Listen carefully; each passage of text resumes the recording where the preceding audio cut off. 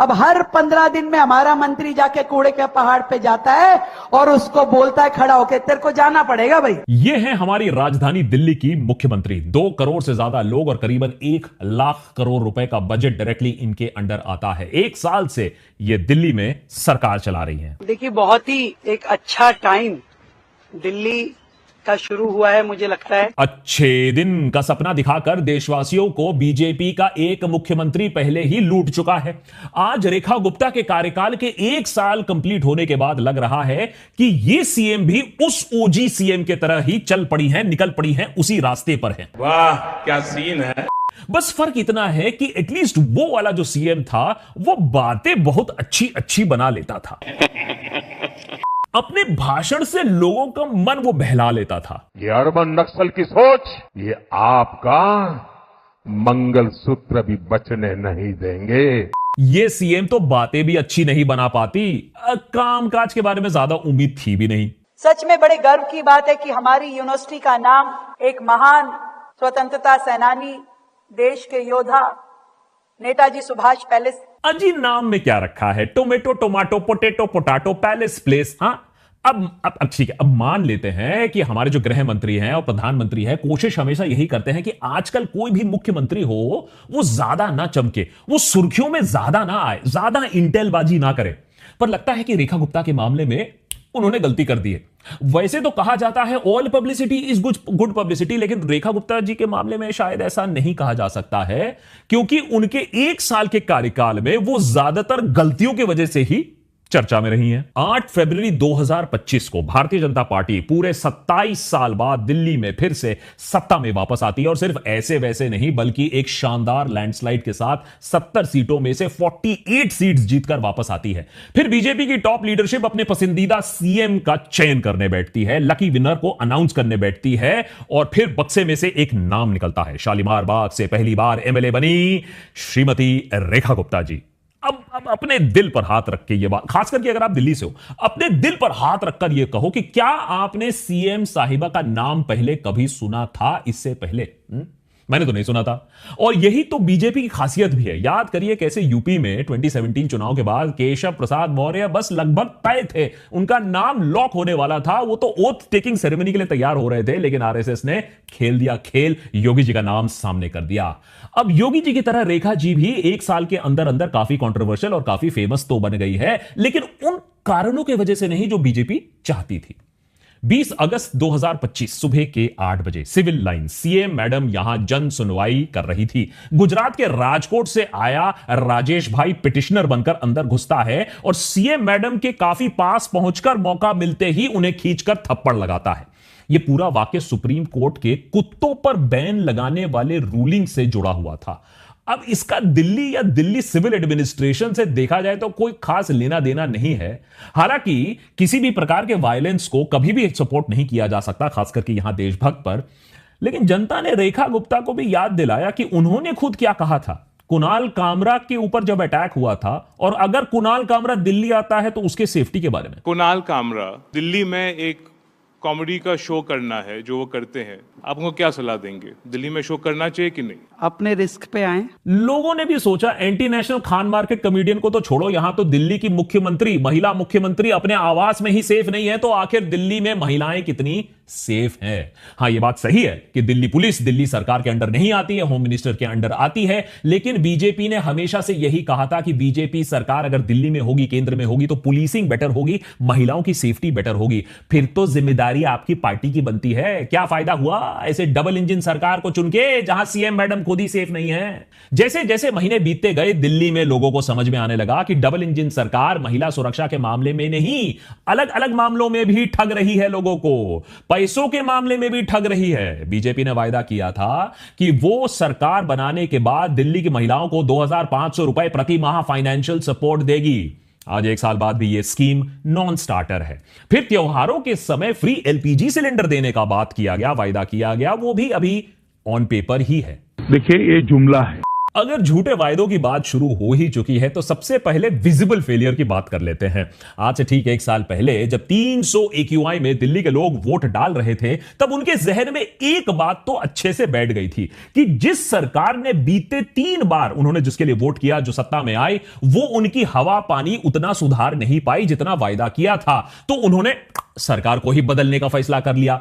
उधर बीजेपी ने अपने कैंपेन के समय हवा और पानी को लेकर काफी शोर मचाया, काफी वायदे किए। दिल्ली को पोल्यूशन फ्री बनाने के लिए लंबे लंबे वायदे किए गए, यमुना साफ करने के प्लान्स दिखाए गए, कूड़े के पहाड़ क्लियर करने की बात भी हुई, दिल्ली को cleanest metro city in the country बनाने के सपने दिखाए गए। ऐसे वादे करने वाली सरकारें जा चुकी हैं, काम करके दिखाने वाली सरकार आई है। सत्ता में आने के कुछ दिनों बाद तक तो सीएम साहिबा काफी ऑप्टिमिस्टिक थी। अब पिछले मार्च में हुए इंडिया टुडे कॉन्क्लेव में भी काफी जज्बा उनका बरकरार था, बहुत ऑप्टिमिस्टिक थी। पॉल्यूशन को एक सॉल्यूशन मिले, इस बार की सर्दियों में आपको दिल्ली छोड़ के ना जाना पड़े, इस काम को बहुत ही गहन तरीके से किया जाएगा। लेकिन क्या 1 साल में कुछ भी बदल पाया है? उसका साफ जवाब है नहीं।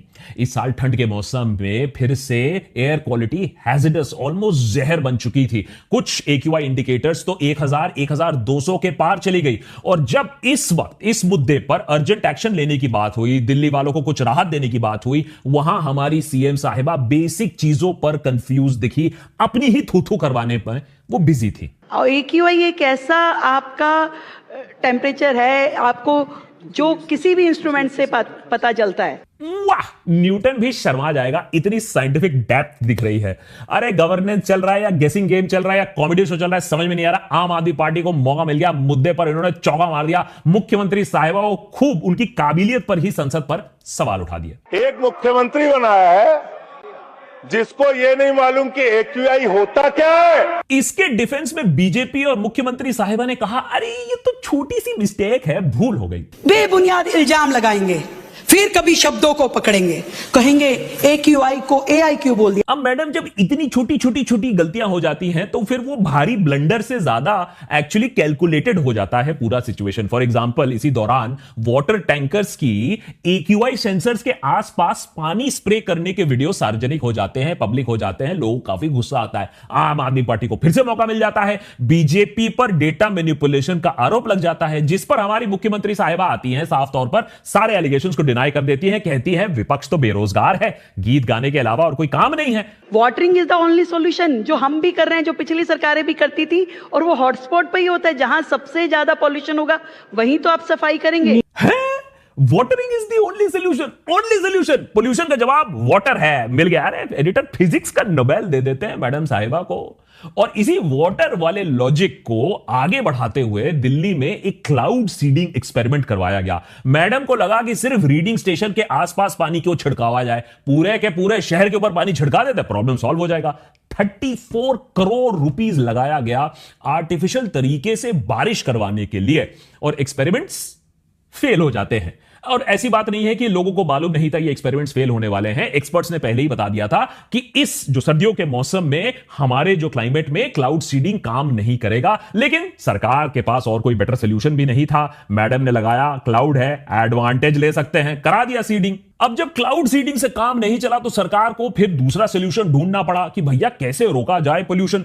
तो सरकार को मिल गया सोल्यूशन कि कैसे पोल्यूशन को कम किया जाए। सरकार ने तंदूर जलाने पर रोक लगा दी, तंदूर जलाने पर बैन लगा दिया। अब देखो, इसको करने से लंदन से भी बढ़िया आपका AQI बन जाएगा।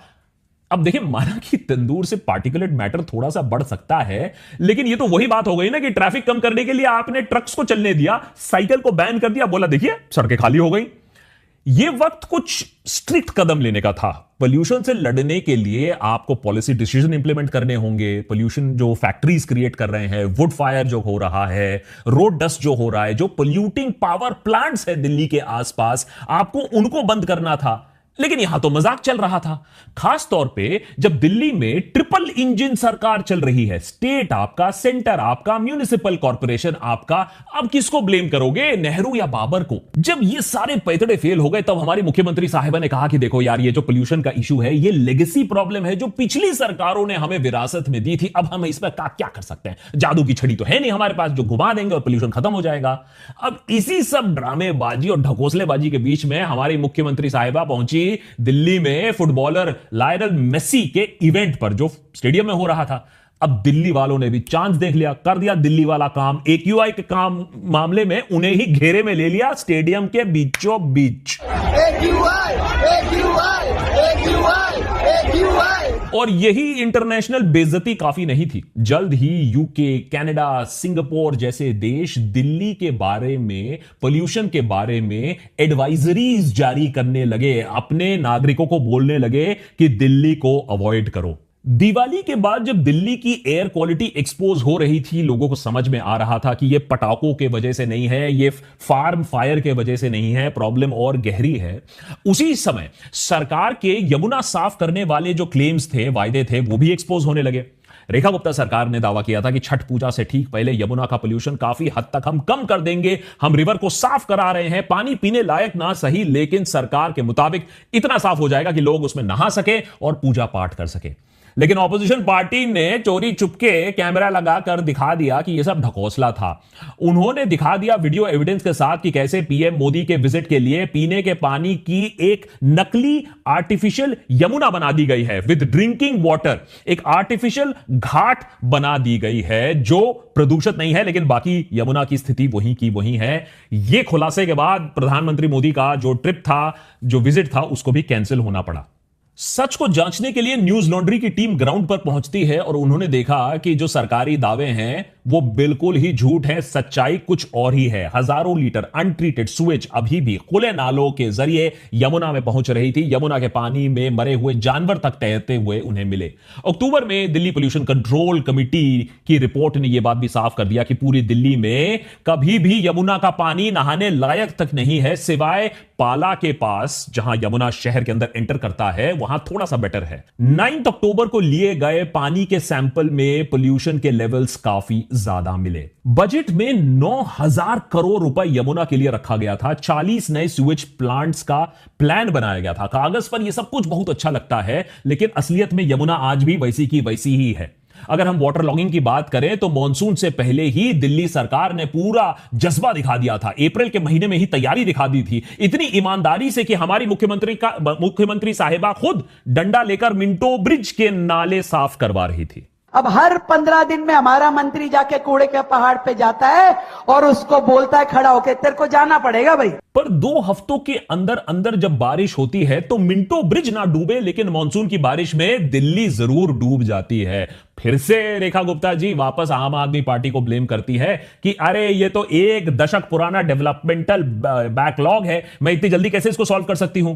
उधर आम आदमी पार्टी के दिल्ली प्रेसिडेंट सौरभ भारद्वाज ने एक्स पर लुटियंस दिल्ली की पानी भरने की प्रॉब्लम, जो सड़कों पर जो पानी भरा हुआ है, उनकी तस्वीरें शेयर करते हुए बीजेपी पर जमकर हमला बोला। भारद्वाज ने बीजेपी के दावों पर सवाल उठाते कहा कि चीफ मिनिस्टर रेखा गुप्ता और ये जो उनके अन्य मंत्री हैं, उन्होंने कहा था कि इस साल दिल्ली में बारिश में दिल्ली नहीं डूबेगी, पूरी तैयारी है। फिर वो एक ही घंटे के अंदर वो भी सेंट्रल दिल्ली पानी के अंदर कैसे हो गई?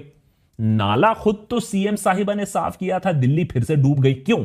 क्योंकि फोटो अपॉर्चुनिटी से इंफ्रास्ट्रक्चर नहीं बनता है मैडम जी, काम करने से बनता है। एक तरफ दिल्ली की हवा और पानी, दिल्ली की सरकार का असली रिपोर्ट कार्ड लोगों को अब दिखने लगा था, और दूसरी तरफ मैडम सीएम खुद ही अपने आप को एक्सपोज करने में पीछे नहीं हट रही थी। AQI वाले बयान के बाद मैडम बैक टू बैक ऐसी बयान देते आए कि शायद बीजेपी हेडक्वार्टर्स में भी ना थोड़ी सी बेचैनी हो गई। सुनिए एक और बयान मैडम सीएम का। दिल्ली ने भगत सिंह, राजगुरु, सुखदेव, जब उन्होंने बहरी कांग्रेस की सरकार के खिलाफ असेंबली में बम फेंका था, उस क्रांति का बिगुल भी सुना है। ये बात एक्सप्लेन करते हुए मुझे शर्म आ रही है, लेकिन भगत सिंह एक क्रांतिकारी थे जिन्होंने आजादी की लड़ाई लड़ी थी अंग्रेजों के खिलाफ। ये बात बच्चा बच्चा जानता है, पर शायद हमारी मुख्यमंत्री साहिबा नहीं जानती है। और जब आम आदमी पार्टी ने इस पर जम के मीम्स बनाए तो हमारी मुख्यमंत्री महोदय ने इसे स्लिप ऑफ टंग बताया। लेकिन यह कितना स्लिप ऑफ टंग है, टंग ऑफ स्लिप है, यह मैडम महीनों पहले खुद ही क्लियर कर चुकी थी। देखिए मैडम अपनी गवर्नेंस और अपनी इंटेलिजेंस का नमूना कितनी साफ तरीके से उन्होंने पेश करके रखा हुआ है। मुझे नहीं बताइए, जहां फाइल पे कहता है अंगूठा लगा दो, मैं वहीं लगा दूं। उससे ठीक एक महीने पहले रेखा गुप्ता जी के पति मनीष गुप्ता जी, जो कि एक बिजनेसमैन है, सोशल वर्कर हैं, उनके साथ एक सरकारी मीटिंग में बैठे दिखाई दिए ऑन रिकॉर्ड। आम आदमी पार्टी ने निशाना साधते हुए तुरंत पंचायत सीरीज से इसकी तुलना की, कहा यह अनकॉन्स्टिट्यूशनल है। जिन्होंने सीरीज देखी है वो समझ जाएंगे क्यों। फुलेरा गांव में एक महिला प्रधान होती है, लेकिन प्रधान का सारा काम उनके पति करते हैं। अब पति मीटिंग में बैठे हैं, फाइल पर मैडम अंगूठा बिना देखे लगा रही है, तो सरकार किसकी चल रही है और दिल्ली में चल क्या रहा है। नवंबर में पोल्यूशन के मेजर्स क्या लिए गए हैं यह बताते हुए मैडम ने स्कूल के बच्चों की छुट्टी ही अनाउंस कर दी। फिर जब उन्हें साइड में बताया गया कि छुट्टी नहीं है, हाइब्रिड मोड है। कल से स्कूलों की भी हम छुट्टी रखेंगे। हाइब्रिड मोड में हाइब्रिड मोड पे रहेगा, उसमें ऑनलाइन क्लासेस चलेंगे। इसके अलावा मैडम असेंबली में भी खुलेआम पुलिस वालों को ठुल्ला कहती हुई पकड़ी जाती हैं। थाने की पुलिस वो पंजाब सरकार की पुलिस जैसी थी। वो आई बाद में, दो ठुल्ले इधर दो ठुल्ले उधर ऐसे करके पूरा चारों तरफ खड़ी हो गई। एक के बाद एक स्टेटमेंट्स, एक के बाद एक ब्लंडर्स और हर बार क्लैरिफिकेशन या डैमेज कंट्रोल या उल्टा ब्लेम गेम। गलती कभी नहीं मानी है।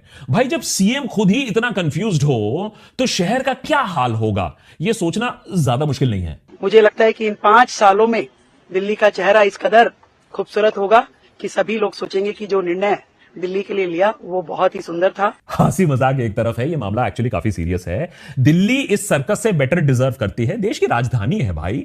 रेखा गुप्ता के अंडर इग्नोरेंस का ये जो राज है, डिसीजंस उल्टे पड़ रहे हैं, शहर ही भुगत रहा है, दिल्ली वाले भुगत रहे हैं। अब विधि का विधान देखिए, इससे पहले दिल्ली की जो मुख्यमंत्री थी वो भी महिला थी, ऑक्सफोर्ड एजुकेटेड थी, रोड स्कॉलर थी, जिसे देश का सबसे मुश्किल इंटरनेशनल स्कॉलरशिप कहा जाता है।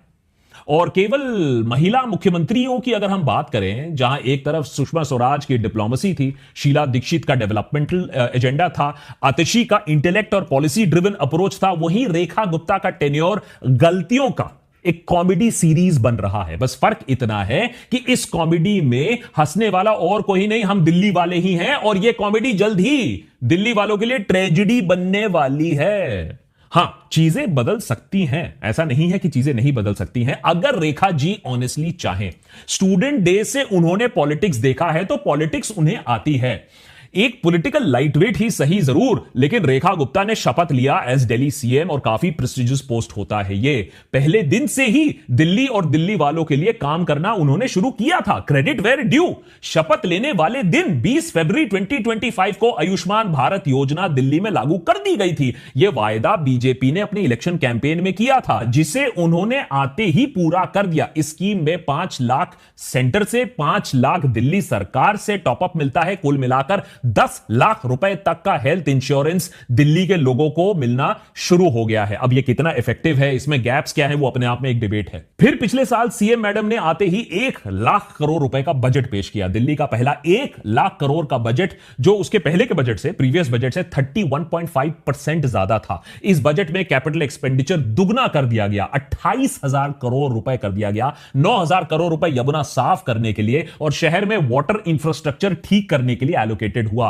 फिर 5,100 करोड़ रुपए महिला समृद्धि योजना के लिए एलोकेट किया गया। 500 करोड़ सुएज ट्रीटमेंट के लिए लगाया गया। एजुकेशन के लिए बजट का 21% अलग से रखा गया, जो अपने आप में एक बहुत अच्छा एलोकेशन है। तो सीएम रेखा गुप्ता की सरकार की शुरुआत तो बहुत अच्छी हुई, लेकिन फिर आने वाले महीनों में वो कहीं शब्दों की जाल में फंसती गई।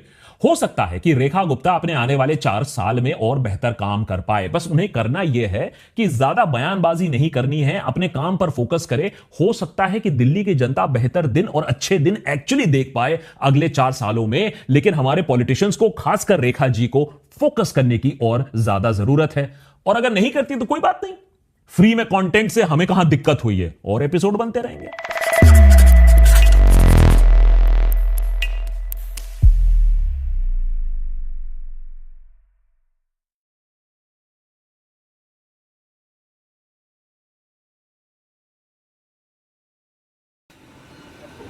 रहेगा ना हमेशा। हाँ तो तुम बहुत घूम सकते। हाँ फेरी ज़्यादा रहता है उसका। ये बात बोल भरा नहीं रहेगा तो फिर उसका वैल्यू कम कर दो।